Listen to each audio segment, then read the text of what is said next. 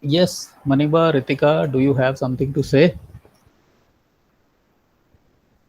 See, there was a time, you go back 70, 80 years before.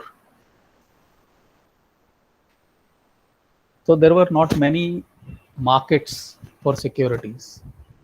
Since there were not many markets for securities, when I say market for securities, Ritika is writing the return they will get. Sorry, just a second. The return they will get on their shares or any securities they are holding would be considered as wealth. Okay. And how do you look at the returns? That's a good answer. You say the market value of securities in stock market. Yes, that would help. That would reflect the wealth at any particular moment. If you look at the market value of a share and then you multiply it with the number of shares which have already been issued, that gives the idea of what is the wealth. So that is how we are measuring wealth. Now, we are measuring this wealth from a perspective of a theoretical concept of market, right? The moment I say theoretical concept of market, so we are actually assuming a hypothesis, and that hypothesis is what we call as efficient market hypothesis. So the moment you say that it is an efficient market, it means all the information is processed. So if all the information is processed, so whatever the reflection of that information would be there would get reflected on the stock price, and therefore that's a realistic value that you are getting about the shares. So given that realistic value, you are talking of value of a share multiplied by number of shares, so the wealth. So wealth of the shareholders, we are taking the entire set of shareholders into it. But when you talk of profit, now, so profit is a measure which also depends on the accounting policies. Profit is a measure which also depends on as to what is the concept that you are using: long-term profit, short-term profit, or let us say the mix of the two. And therefore, uh, it can vary. And because it can vary, but it would not vary if we are talking of the efficient market hypothesis and the value of the share in that market. So it's a theoretical concept, because otherwise if you look at the actual market, because there are markets which are not efficient. So if the market is not efficient, there is a volatility in the market, and the wealth of the shareholders uh, continue to go up and down. So we are really not looking at that actual changes in the market. We are looking at the changes in the in a market which is an assumed market, assumed on the basis of assumption that it is an efficient market. So it is from this perspective we are looking at the shareholders' wealth, because it is the shareholders which are taking risk, and therefore the guiding principle, the decision making is all guided by the concern that it should lead to maximization of wealth to shareholders. Now, of course, if you talk of, let's say, something which is being recently debated, and I would say this not because it has become part of the curriculum, but you never know. Say 2 3 decades down the line, if this concept becomes measurable, if there is sufficient disclosure, maybe we might move on to what you call as the stakeholders value maximization. When you say wealth, you are in a way also calling value. So with reference to wealth maximization, we are also using the word value, because this value is coming from market value, and so we are talking of wealth and value in some sense we are equating. But if we move on to this new, which is the stakeholders value maximization or stakeholders wealth maximization, which is still in an infancy, which is still in a nascent stage, which is still being debated, because then you are moving on to not talking of only shareholders, but you start talking about the other stakeholders in a business. So when you say there are other stakeholders of business, you think of employees, you think of society, you think of government. Now, the idea is, now how do you bring a metric which reflects the stakeholders' wealth or stakeholders' value. But then responsible societies want to see that there is a balance in their interests. So when you see the balance in interest, you do start looking at the stakeholders' value. So that's how maybe it might evolve in next few decades. But as on now, if you go back many decades before, we used to talk of profit maximization because we didn't have a measure for market value based wealth. We only had a measure which was reflected through companies' balance sheets, companies' financial statements, profit and loss account, cash flow statement. So that's how the financial statements were giving us information about profits. So because profit was the important information available, we used to talk of profit maximization as the goal.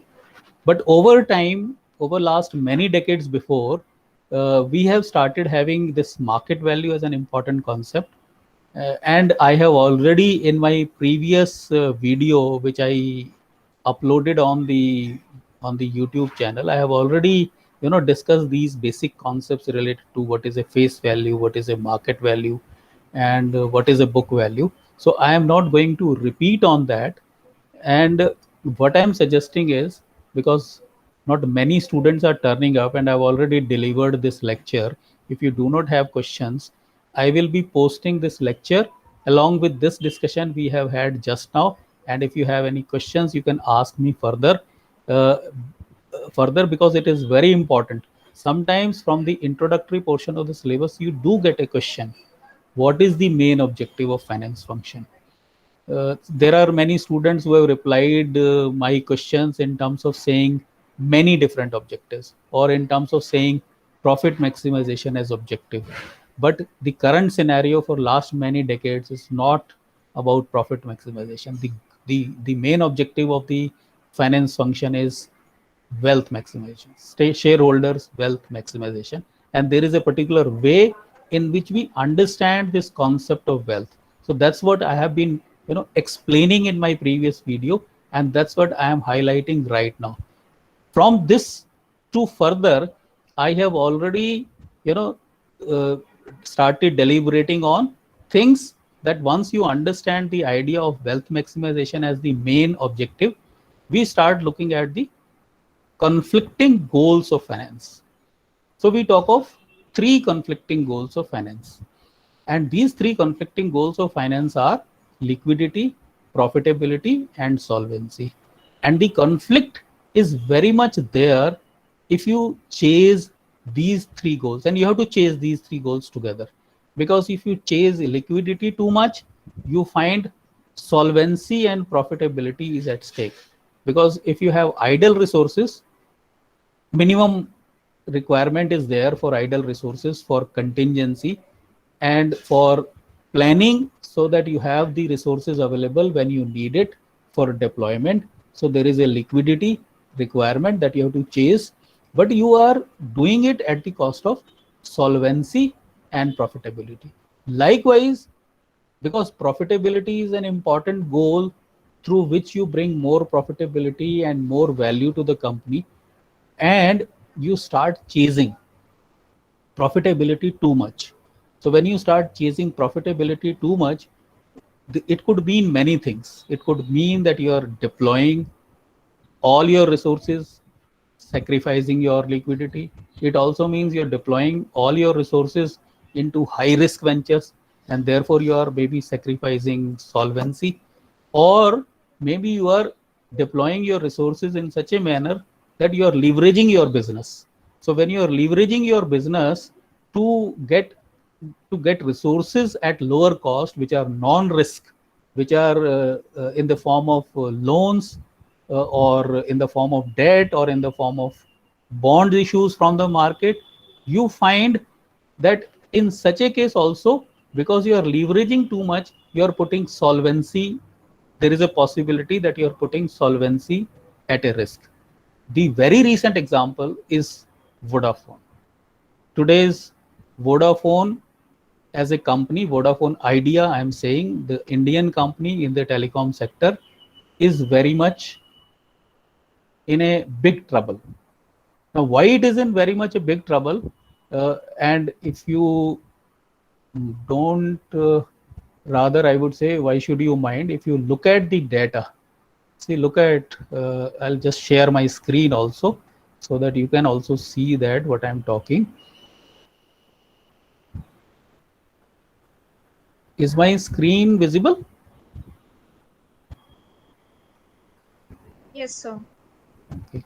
So if you look at this company Vodafone Idea, Kumar Mangalam Birla was the founder, and the company was founded on 31st August 2018 as a Vodafone Idea Cellular merger. So in that sense, maybe it is not very, this merged company is not very old. And yesterday, Kumar Mangalam Birla himself has stepped down as a non-executive chairman. Of course, there is a other partner, other promoter in this, which is Vodafone Group PLC, which is a British multinational. In fact, this British multinational was established sometime in 1982. In fact, if I recall, that was the year when I completed my post graduation. Of course, cellular services were not available in India in 1982. It is more of a phenomena of mid 90s.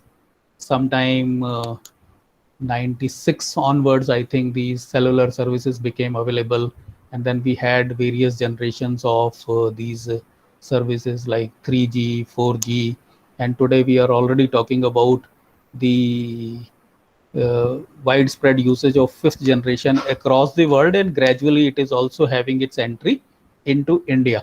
But Vodafone is in big trouble. If you look at the Vodafone as a company, its price to book value is going in the negative. Its price earning ratio is going in the negative. Its TTM, right? This EPS TTM, earning per share, 12 trailing months is minus 16.11. Cumulative earning per share, which I think takes into account the latest quarter. Okay, the latest quarter, which is, I think they I don't know, I'm not getting this information at least on this website, but if you look at the results of this company is showing that in the March quarter it has earned a revenue of 9530.90 crore rupees, but it also has incurred a loss of 7026.50.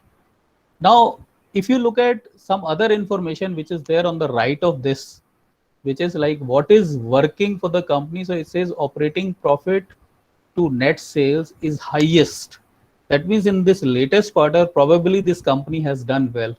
Because this company has done well, that's why the negative figure of this CEPS is less, while EPS TTM is higher. So because it has done better in the last quarter, that's why this profit is actually reducing the negative earning per share, which was there for the this EPS TTM information.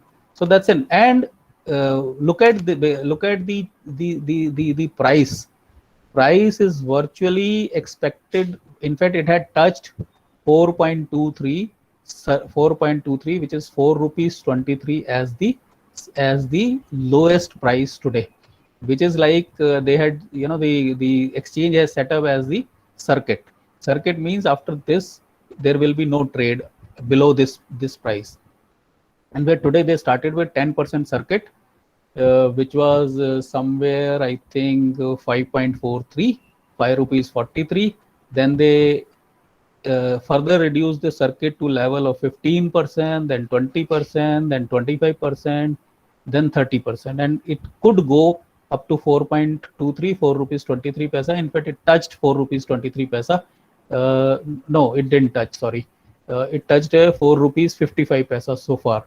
It did not touch 4 rupees 23, but then it is allowed to touch, and it might go down, and it is reflecting. That's how the stock market is giving a lot of information about current information. It is also reflecting the market depth,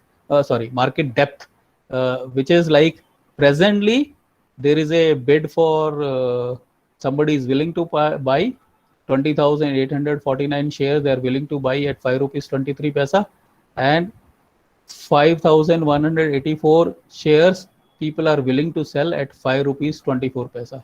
If this sell price goes down by 1 paisa, there will be a deal, there will be a strike. Strike means execution between buy and sell. I am just simultaneously also explaining, how the market works to reflect the market value. The point that I was making, I was talking about the three conflicting goals, and it is in this context I was saying that while you are chasing too much of profitability, in the process you borrow, and if you are not able to service your borrowings, then you find, and this is one of the important challenge for the telecom operators in India. Why this challenge is coming to the telecom operators in India?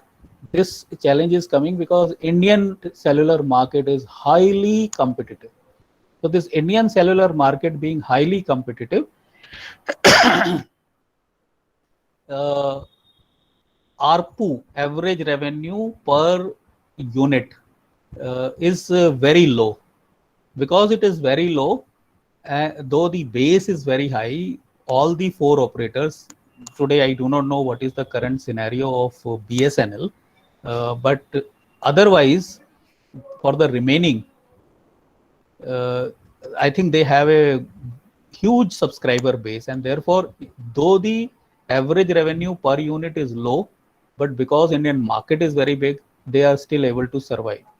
They are able to survive because Reliance Jio is actually into new domain. In fact, Reliance Jio gave a big competition few years before when it entered in the market, and Bharti Airtel is surviving because it's not just operating in Indian market, but it is operating in many other markets. It's like virtually like an Indian multinational in the cellular services, operating in many markets. So this case study which I am just presenting here is to hint at that these three conflicting goals is what every company's finance function, the expertise which is there in the finance function, they are trying to balance. So when they are trying to balance this expertise, uh, it is this part that I'm explaining. Wherever there is an imbalance, wherever you chase one goal at the cost of others, you start ensuring liquidity too much, you find solvency profitability is at stake. You start chasing profitability too much, you find solvency and liquidity at stake. You start chasing too much of solvency, your profitability and liquidity is at stake. So that's how these three conflicting goals, the art and expertise of the finance professional lies in balancing that. So it has to be kept in mind while doing the day-to-day function, while taking short-term, medium-term, long-term decisions, that they ensure that there is a balance in these three. There is no final answer as to what is balance, because that balance is contextual and it has to be achieved, and its achievement is to be judged with the main objective of the finance function, which is wealth maximization. So what is the reflection on the market value? So if the reflection on the market value is increasing the market value, that means the balance achieved is better. If the reflection in the market value is to reduce the market value, that means there is somewhere a problem. And that's what Vodafone today faces, in spite of the fact that its latest quarter profits are very, very high. But it is still facing it. In fact, it came as a panacea to all the telecom operators, this COVID, this pandemic, because the entire country and the entire world became dependent on IT and telecom infrastructure. So it provided a big boost to these companies in terms of their revenues and profits. But still, Vodafone is into very, very serious situation. Kumar Mangalam Birla has stepped down. He has already instituted two other professionals from his group to be part of the board. The British company is willing to offer this entire stake of their shares, which is about 53 to 54% of the capital, for free to the government of India. But let's see what finally happens. I'm just mentioning this case study. I have also mentioned, other case studies which were in the form of videos. But then there the idea was, when I was, sharing some of the videos with you, And when I was talking of, let's say, Tata Motors, we didn't really much talk about Tata Motors. We will do that maybe in the future classes. You kindly feel free to interrupt if you have any question to say. Since this video goes on recording, I always suggest my students to uh, put your camera on, mic on, and then speak, because then it is not the roll number which is written on your face which gets reflected in the YouTube videos. It is your face which gets reflected, and what you're saying is heard by everybody. So you feel free, whatever you want to say. I am stopping here. There is already a discussion that I had, which I'll be posting along with this today's whatever I have said so far, because there are not many students. I would suggest, let me not repeat what I have said in the previous class. You rather listen to the videos. I think many of you have listened to, you watched the video that I have posted on wealth maximization. Uh, is that right? Is my assumption right? Am I saying it rightly?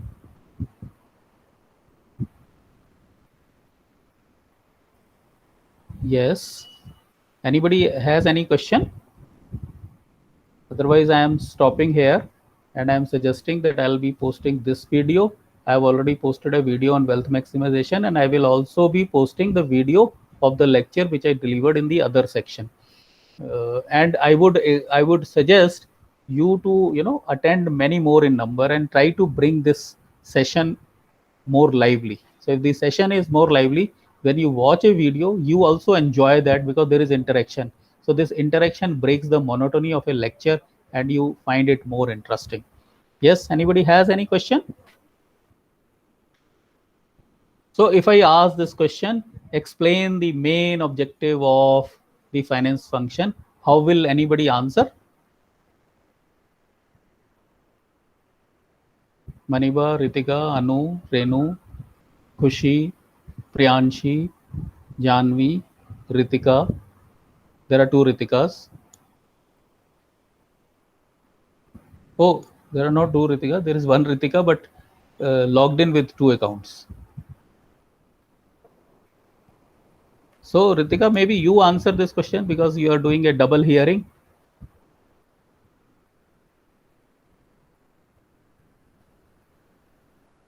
How will you answer this question? That's a question which you do get in examination, right? And that's an important question. Even if you do not get an examination, for the better grasp of the subject, you need to answer this question for your understanding. What is the main objective? And I am saying it right now because nobody is coming forward. Is wealth maximization. Wealth maximization, and we define wealth in a particular manner, and we talk of this with certain assumed market, which is an efficient market, which is a market based on the hypothesis of efficient market. Likewise, we talked of three important goals, and these three important goals, which are liquidity, profitability, and solvency, and these three have to be chased together, and these three are in conflict with each other. And the important role that a finance manager performs is of balancing these. Having done that, what is it that you do in terms of the major decisions that you take in finance function? So that's what I would like to discuss further. And for that, you can watch my other video, and I am stopping here. Okay. Thank you. Anybody has anything?